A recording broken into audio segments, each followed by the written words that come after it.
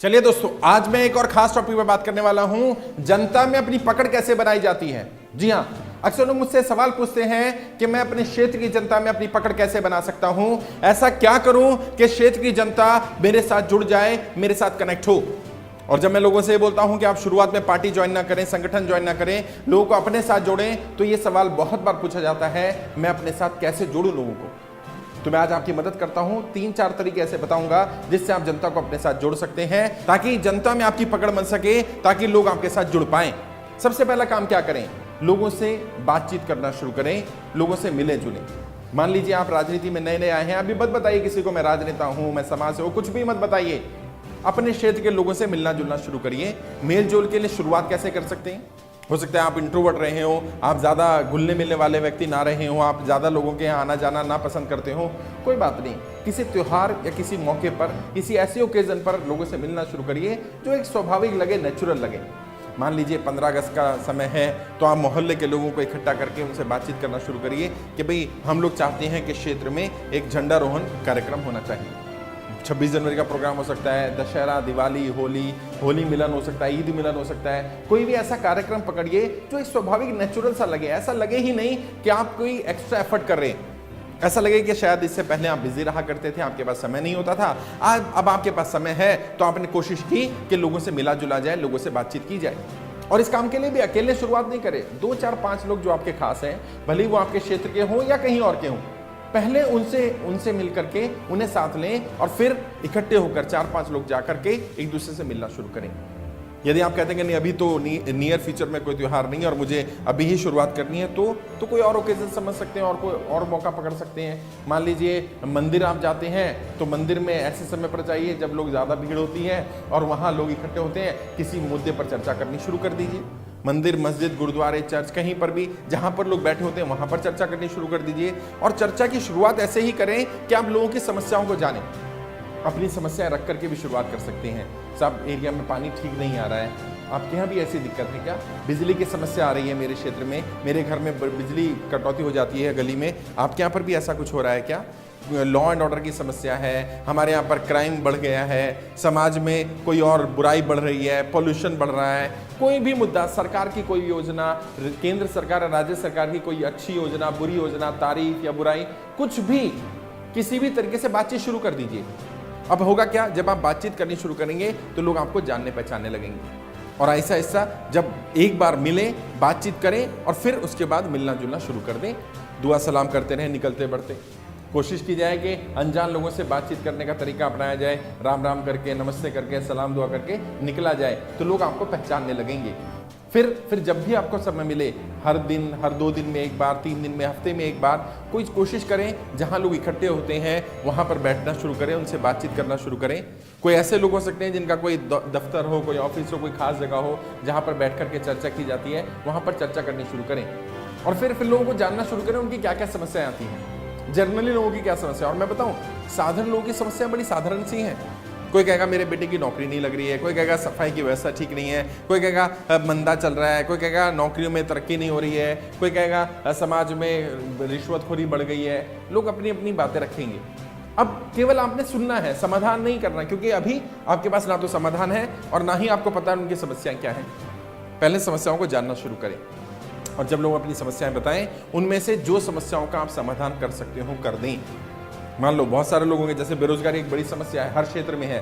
कुछ लोग आपके क्षेत्र में बेरोजगार हो सकते हैं, उन्हें रोजगार नहीं मिल रहा है। अब देश में समस्या क्या है? बेरोजगारी तो समस्या है, नो डाउट, लेकिन केवल बेरोजगारी समस्या नहीं है, ऐच्छिक बेरोजगार है लोग। हाँ, कुछ लोगों की इच्छा ही है कि रोजगार ना मिले उन्हें।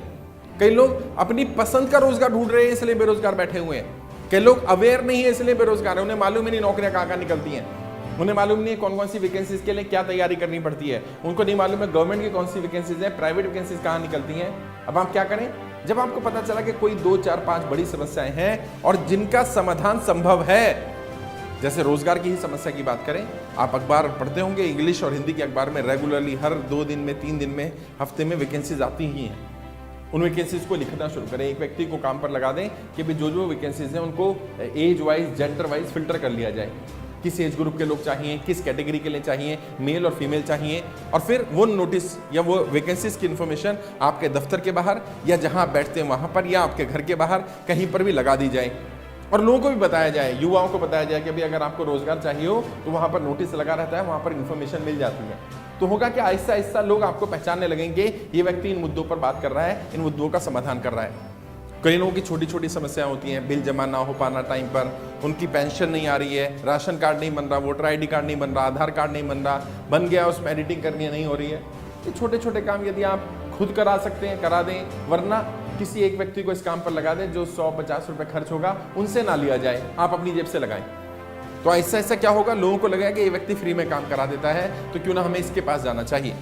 इससे आपकी क्षेत्र में छवि बनेगी कि ये व्यक्ति केवल समस्याओं पर बात नहीं कर रहा है, समाधानों पर भी बात कर रहा है। जो समस्याओं का आप हल कर सकते हो हल कर दें, बहुत अच्छी बात है। जिन समस्याओं का हल ना भी कर पाए वो भी सुने।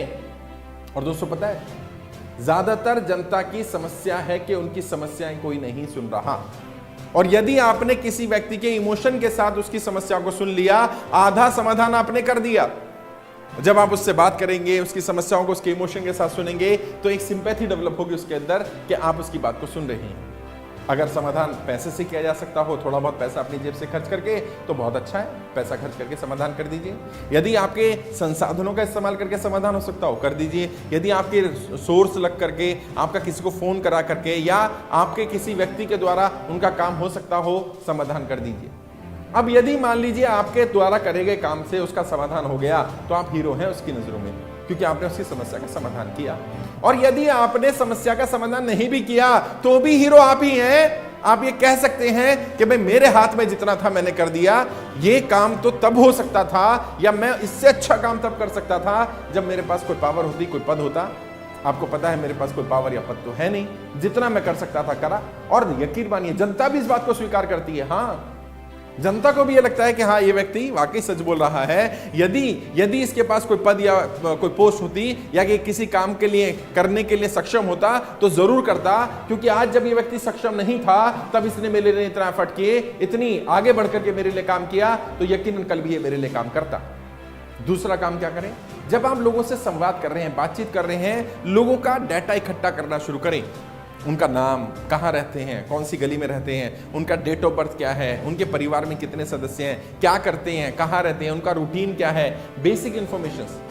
हो सके तो शुरू में तो खैर फॉर्म के रूप में नहीं भरवा सकते, लेकिन जब कोई आधार कार्ड बनवाने आ रहा है, कोई समस्या लेकर के आ रहा है, रोजगार के बारे में जानने आ रहा है, काउंसलिंग के लिए आ रहा है, किसी तरह की मदद के लिए आ रहा है, आप एक फॉर्मेट तैयार कर लें कि आपको ये फॉर्म भरना है। उसको लगेगा क्या, ये फॉर्म आप उस इन्फॉर्मेशन के लिए, उस काम के लिए ले रहे हैं जो उसकी समस्या है।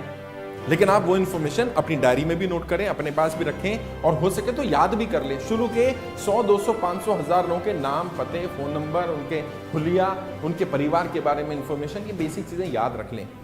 अब बाई चांस जब आप देखें रोज कि आज एक्स डेट है और आज की डेट में कितने लोगों का बर्थडे है, आपकी डायरी में लिखा हुआ है कि आज की डेट में 7 लोगों का बर्थडे है, इनको मैसेज कर दिया, बस व्हाट्सएप कर दिया, मेल ईमेल आईडी है तो मेल कर दिया, अगर मिल गए, मुलाकात हो गई तो सामने विश कर दिया, कुछ नहीं बस नॉर्मल विश कर दिया।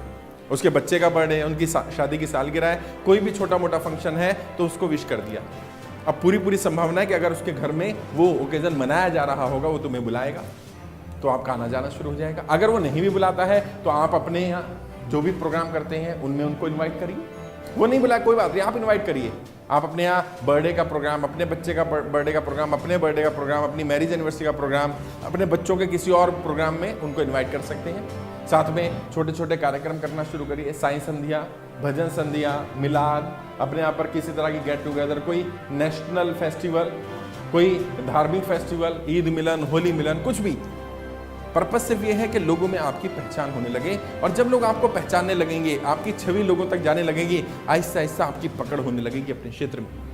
अच्छा, वो राजनेता जिन्हें हम बड़े राजनेता कहते हैं, परिपक्व राजनेता कहते हैं, जिन्होंने राजनीति में अपनी पकड़ बना रखी है, और इतनी मजबूत पकड़ है कि चाहे लहर किसी की भी हो, चाहे कोई भी चुनाव उनके खिलाफ लड़े, जीतते वही हैं। जानने का प्रयास किया गया आखिर वो ऐसा क्या कर रहे हैं, उन्होंने ऐसी क्या पकड़ बनाई है, तो पता चला उन्होंने यही रणनीति, मैन टू मैन मार्किंग की रणनीति इस्तेमाल की है। उनके क्षेत्र की जनता उनसे पर्सनली अटैच्ड है। दोस्तों, दो तरह के लोग होते हैं। एक वो लोग होते हैं जो किसी पार्टी या किसी विचारधारा के साथ उसके साथ जाते हैं, उसके खिलाफ होते हैं। एक वो होते हैं जो आपके पर्सनल टच के लोग होते हैं, जिनका इन्फ्लुएंस आपके साथ, जिनका रिलेशन आपके साथ है। आप जिस पार्टी या संगठन में रहे उन्हें कोई फर्क नहीं पड़ता। आप एक्स पार्टी में हैं तो भी वो आपके साथ हैं, आप वाई पार्टी में चले हैं तो भी साथ हैं, आप किसी पार्टी में नहीं तो भी आपके साथ हैं। और ऐसे ही पकड़ मजबूत बनती है। अपने क्षेत्र में काम करना ही पड़ेगा।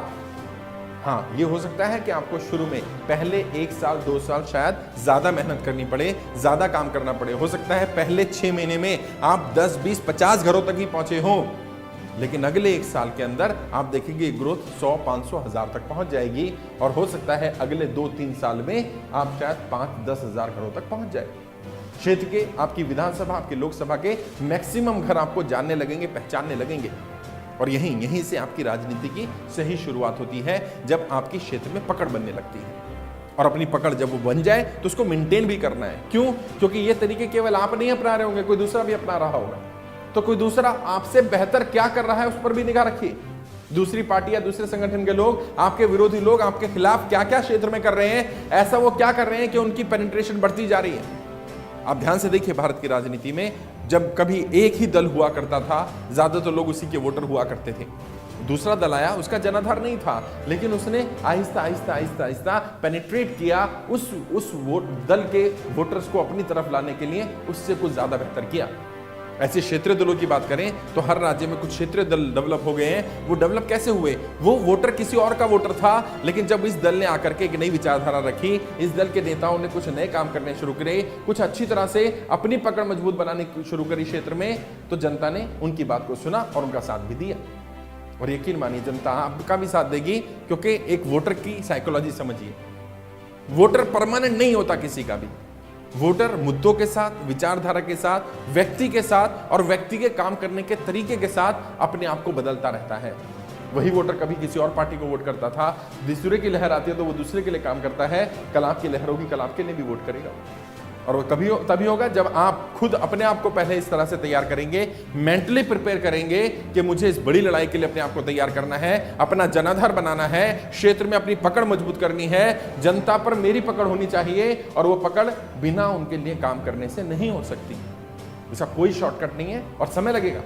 राजनीति में यदि वाकई आपको सफल होना है तो आपको कम से कम 5, 10, 15, 20 साल का ग्रोथ चार्ट तैयार करना चाहिए। अपना रोड मैप बनाइए। हम जैसे एक्सपर्ट बहुत सारे लोग हैं जो रोड मैप बनाने में मदद करते हैं, उनसे मिलिए, बात करिए। वो आपका 20 year plan, 15 year plan, 10 year plan, 30 year plan बना सकें, ताकि अगले 30 साल की रणनीति आप तय कर सकें कि आप कहां पहुंचने वाले हैं और कैसे पहुंचने वाले हैं। मैं भी इसमें मदद करूंगा और ये रणनीति भी आपकी मदद करेगी। आज के लिए इतना ही। आगे किसी और रणनीति पर आप सबसे चर्चा करेंगे। आपके उज्जवल राजनीतिक भविष्य के लिए हार्दिक शुभकामनाएं। जय हिंद, जय भारत।